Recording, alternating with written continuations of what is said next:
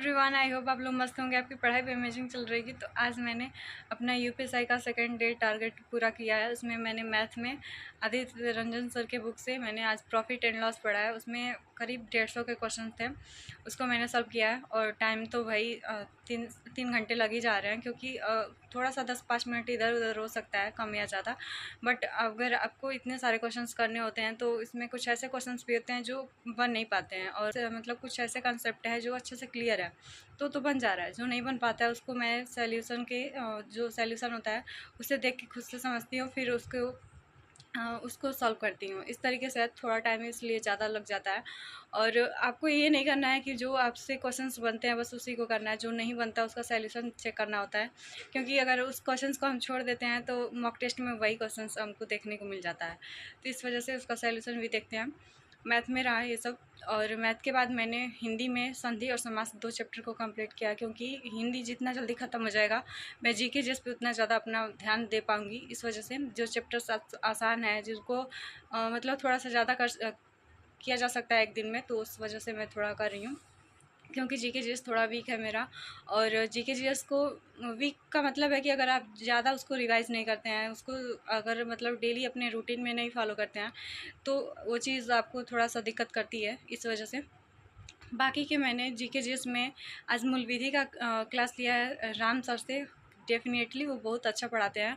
और मतलब कि अगर आपको मूल विधि अभी तक आप किसी अन्य टीचर से नहीं पढ़ रहे हैं तो आपको उनसे ही पढ़ना चाहिए, क्योंकि वो इंटरटेनमेंट के साथ आपको पढ़ाते हैं और पूरा अच्छे से क्लियर हो सकता है। आज मैंने दहेज प्रतिषेध अधिनियम 1961 का जो है उसको पढ़ा है। 10 धाराएँ हैं उसमें, और उन्होंने इतना अच्छे तरीके से बताया कि मुझे समझ में मुझे लग रहा था कि मूल विधि मुझे समझ में नहीं आएगी, बट इतने अच्छे टीचर्स हैं तो आपको कुछ भी मतलब कठिन नहीं लगेगा और आसानी से आपको अच्छे से तैयार हो सकता है। मूल विधि के लिए राम सर बेस्ट है RWA पे।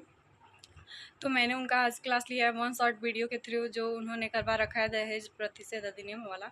तो उसको मैंने आज किया है और बुक से अपने खुद से रिवाइज़ किया है, क्योंकि बुक से पहले पढ़ रहे थे तो मतलब समझ में नहीं आ रहा था पहले दिन। बट आज मैंने जब क्लास लिया तो बहुत अच्छा लगा और समझ में भी चीज़ें आ रही हैं। इस तरीके से अब लग रहा है कि मतलब मूल विधि के क्वेश्चन सॉल्व हो सकते हैं हमसे। इस तरीके से था। और जियोग्राफी की बात करें तो जियोग्राफी में भूगर्भिक जो लेसन है, सेकेंड लेसन, उसको हमने आज कंप्लीट किया है जियोग्राफी में।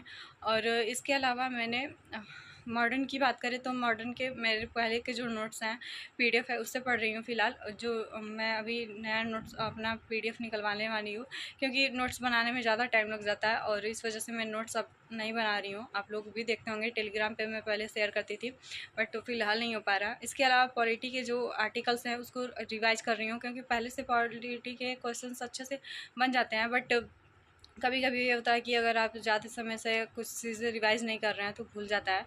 तो कुछ ऐसे आप जो सीधा सीधा आर्टिकल होता है वो तो नहीं बोलता है, बट जैसे मान लीजिए 15 का 3, 15 का 4 ऐसे करके होता है, तो उसमें थोड़ा सा डाउट बन जाता है अगर आप रिवाइज़ नहीं करते हैं तो। मेरे साथ ऐसा होता है, इस वजह से मैं रिवाइज़ कर रही हूँ।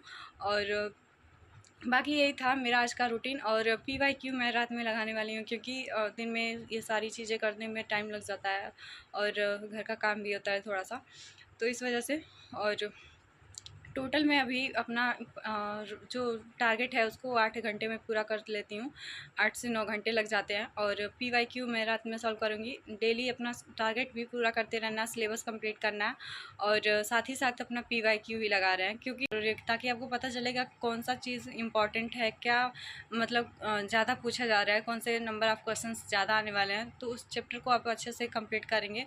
लेकिन ये नहीं है कि जो इम्पॉर्टेंट नहीं है, कम इम्पॉर्टेंट है तो उसको बिल्कुल भी नेगलेक्ट कर देना है, ऐसा नहीं है। आपको सब कुछ पढ़ना है और चैप्टर वाइज आपको हर एक सब्जेक्ट को अच्छे से कंप्लीट करना है, क्योंकि आपको एक क्वेश्चन का 2.5 नंबर मिलने वाला है। तो आप एक क्वेश्चन अगर छोड़ते हैं तो 2.5 नंबर बहुत ज़्यादा होता है।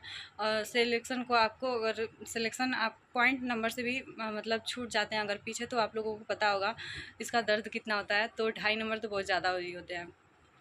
तो ऐसा है। और आज का मैंने अपना इस तरीके से टारगेट पूरा किया है। आप लोग भी बताइएगा कि आप लोग कैसे पढ़ रहे हैं, कौन से टीचर से पढ़ रहे हैं। और बुक की बात है तो बुक मैंने फर्स्ट डे ही बता दिया है।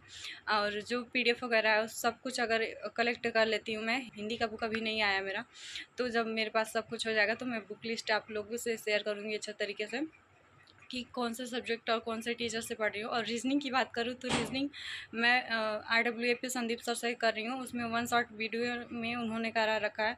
पीयूष सर से इसलिए नहीं कर रहे हैं क्योंकि पहले मैं RWA टीचर से ही पढ़ चुकी हूँ, दोनों सर से, संदीप सर और राहुल सर से। तो सोच रही हूँ कि टीचर्स बदलने की क्या ही नीड है। अगर आप मतलब जिनसे पहले समझ में आ रहा था उनसे ही पढ़ेंगे तो कहीं ना कहीं अच्छा रहता है, चीज़ें समझ में आती हैं, तरीके समझ में आते हैं, जिनका लॉजिक तो उन्हीं से करिए, बार बार टीचर बदलने की कोई ज़रूरत नहीं है। आप लोग पढ़ सकते हैं जिनसे आप लोग पढ़ रहे होंगे, तो फिलहाल मैं उनसे ही कर रही हूँ। पहले नंबर सीरीज़ किए थे, आज हमने लेटर सीरीज़ किया है। सीरीज़ का क्वेश्चन सॉल्व किया है, उसमें 1 घंटे का क्लासेस था उनका, तो उसको कंप्लीट कर लिया मैंने। तो आज की वीडियो में इतना ही, मिलते हैं नेक्स्ट वीडियो में। Take care, bye.